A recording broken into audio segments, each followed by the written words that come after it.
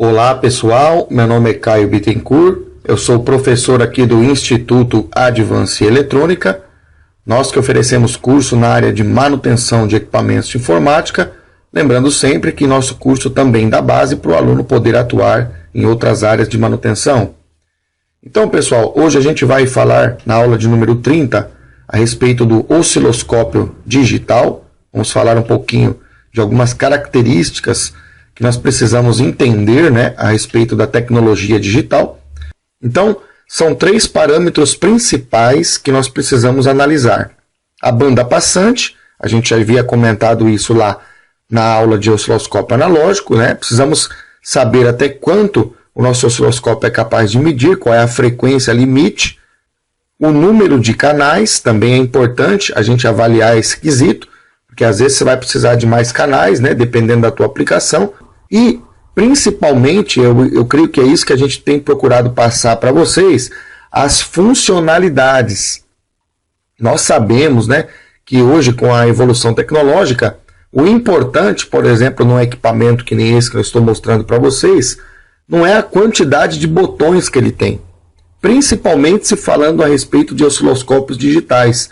Às vezes ele tem uma quantidade até pequena de botões, mas ele tem uma grande quantidade de funcionalidades, ou seja, ele é capaz de fazer muita coisa, até mais do que aqueles osciloscópios que tem mais botões do que ele.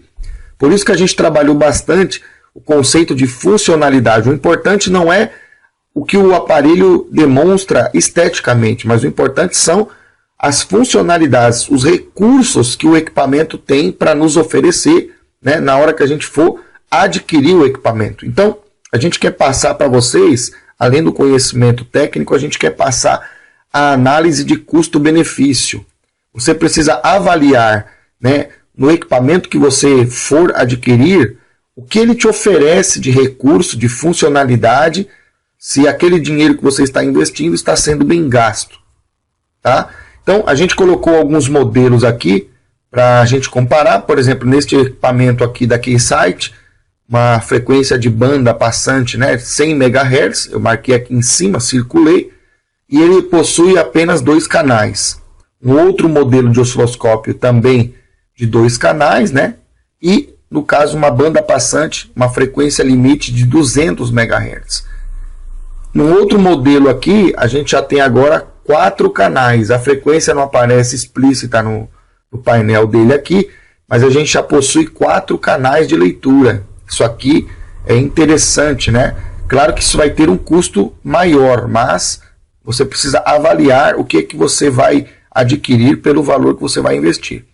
Aqui um outro exemplo de equipamento de 4 canais. E aqui nós temos um exemplo de um osciloscópio digital no modelo portátil, um osciloscópio também moderno, com vários recursos aí, e nós podemos também desejar adquirir um equipamento como este. A gente vê que ele está sendo usado ali em campo, num ambiente até industrial, e dependendo da tua necessidade, pode ser a tua escolha. O que a gente está pretendendo mostrar não é, na verdade, modelos, porque existem inúmeros outros modelos no mercado. O que a gente está mostrando para vocês são algumas características e alguns tipos de modelos que você pode vir a ter necessidade dependendo aí do teu crescimento, dependendo da tua trajetória na área de manutenção. Então é importante que você saiba que existem equipamentos muito bons e a gente está mostrando alguns deles aqui para que você possa saber e ter conhecimento acerca destas realidades.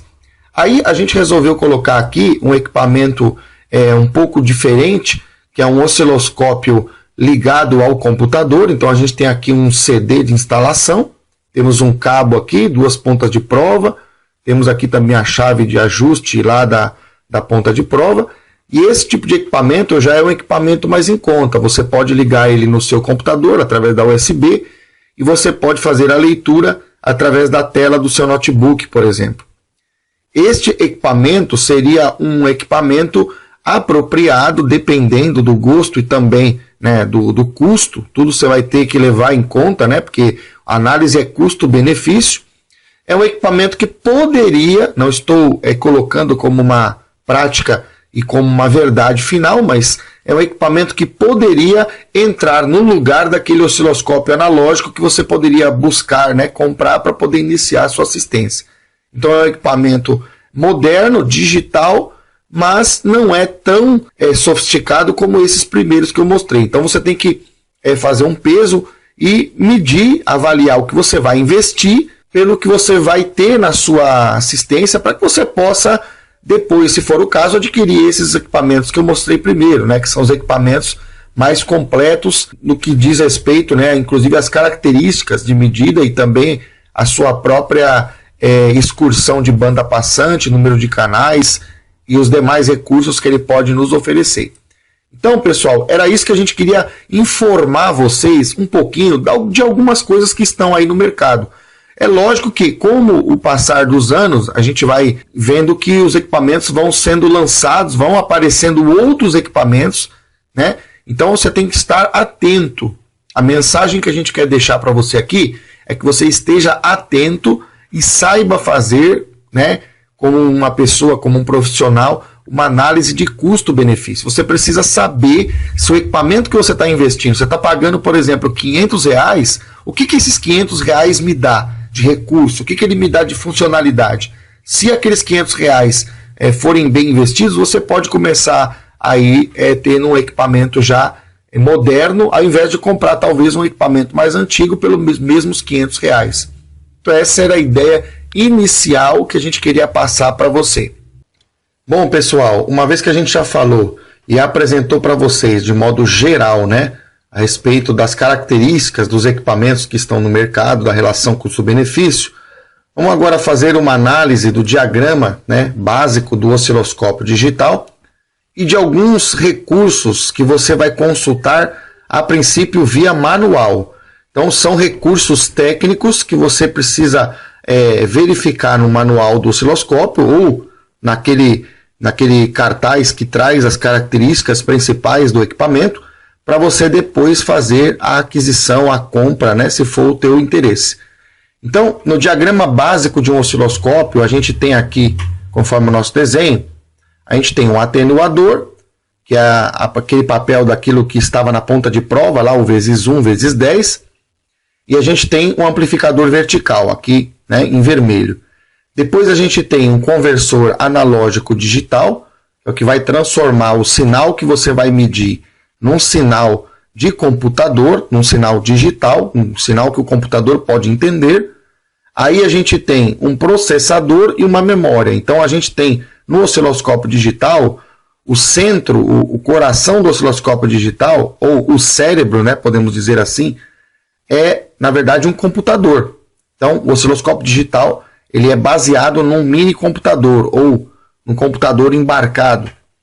Aí nós temos aqui abaixo nós temos um sistema de trigger que vai controlar a base de tempo e essa base de tempo vai sincronizar o conversor analógico digital. Ela vai ajudar o conversor analógico digital a se sincronizar com a onda para que aquele processo de varredura lá do corredor, né, e do observador, para que eles estejam em sincronia, né, que é justamente o que faz o trigger. Então o sistema digital ele vai ser orientado por esse sistema aqui de trigger para poder fazer a conversão da melhor forma. Depois ele vai pegar esse sinal já convertido e vai apresentar um display, né? Ele vai levar esse sinal aqui para a tela do osciloscópio.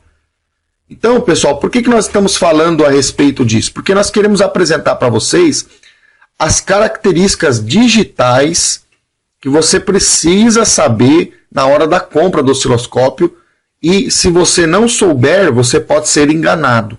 E essas características vão dar uma base para você poder fazer a aquisição de um osciloscópio com uma segurança maior. A primeira delas é a resolução.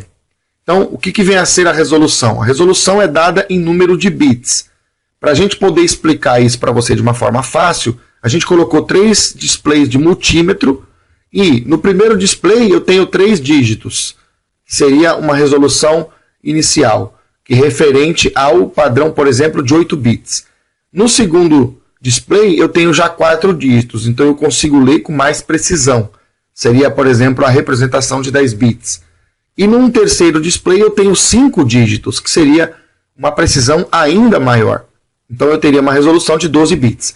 Então quando você for analisar ali no manual a resolução do osciloscópio, veja qual é a quantidade de bits que ele tem. Se ele é de 8 bits, se ele é de 16 bits, 12 bits, né? Se ele é de 24 bits, por aí vai. A quantidade de bits, quanto maior a quantidade de bits, mais preciso, melhor será a leitura. Eu consigo ler melhor em 5 dígitos do que em 3, né? Se eu vou ler, por exemplo, 127 volts, vou dar um exemplo aqui para a gente mostrar a diferença. Eu leio 127 volts em 8 bits. Em 12 eu vou ler 127.33.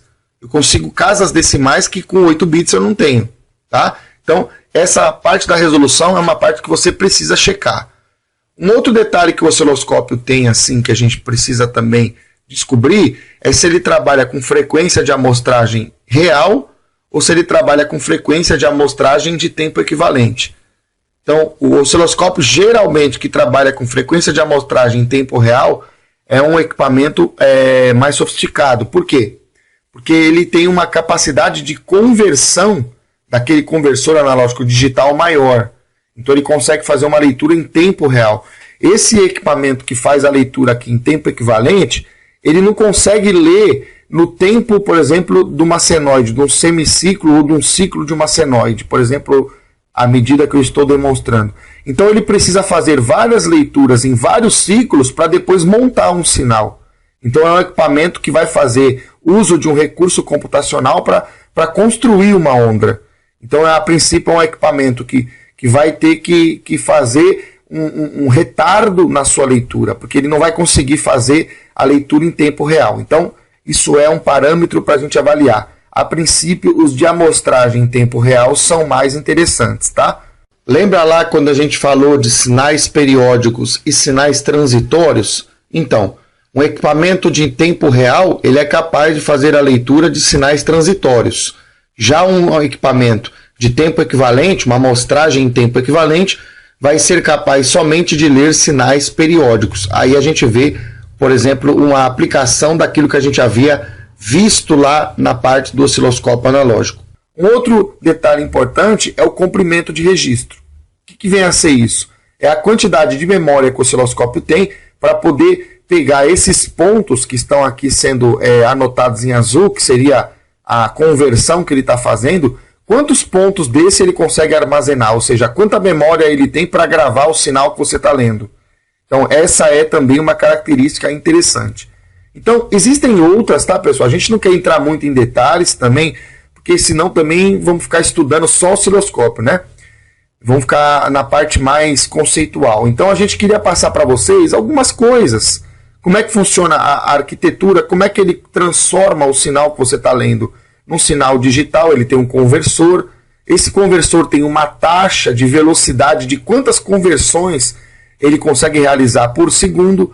Se você tem uma amostragem em tempo real, quer dizer que esse conversor ele é muito rápido. E isso é interessante a gente ter no osciloscópio.